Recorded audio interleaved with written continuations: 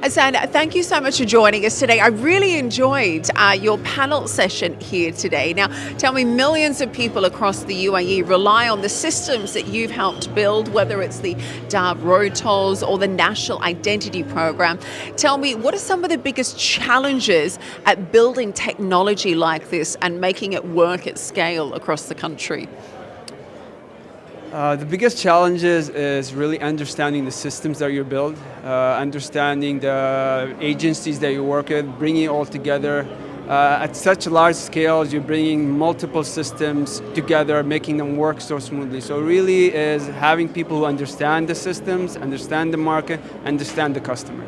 And I think that's a really important point. Now, you also discussed why we need to ensure that not only are we building this kind of technology, but we're also training the people who are operating it and using it every day.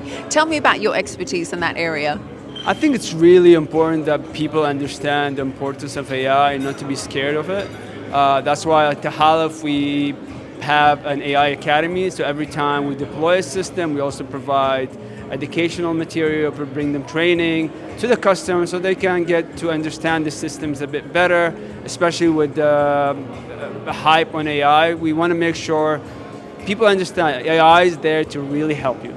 And I think that's really important. And I think definitely being able to train the next generation in AI adoption is also essential. We've seen the UAE play a tremendous role in quite a small country, actually, big changes underway. Now, you've spent, I think, around 3 decades in tech. I want to ask a little bit about your work with Bottom. Tell me about what it was like when you're creating an app. And is it more important to make sure that you're always adding new features or that it's very usable for millions of people?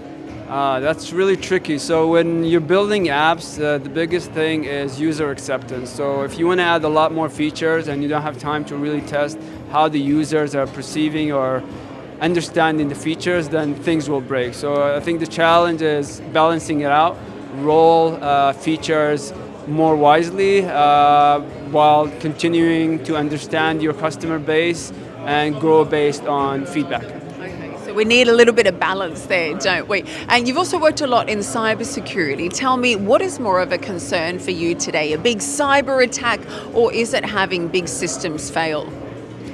I think the biggest concern, especially with AI right now, is the data. So data sovereignty is becoming very important. People need to understand, yes, your AI is making your life easier, but there is a risk. And as part of my experience with security, we want to ensure people understand this. They understand how to protect the data, understand that what kind of data you need to share with these AI systems, and build systems that allow you to share more openly when it's more secure and sovereign. Absolutely. So being able to embrace the technology, not just be nervous about it. Tell me, you've worked across public, private sector adoption of AI. What's your message to leaders today? What do you wish they knew more about AI? I think the biggest question is tell the leaders to create the trust. Trust the systems, scale up the trust rather than just to scale up the intelligence. That's really, really more important. Once the user base and your user and customer and trust the AI system, then it's much more, it becomes your job, becomes much more easier. Well said. Well, Hassan, thank you so much for your time today. Really appreciate it. Thank you so much. Have a good one.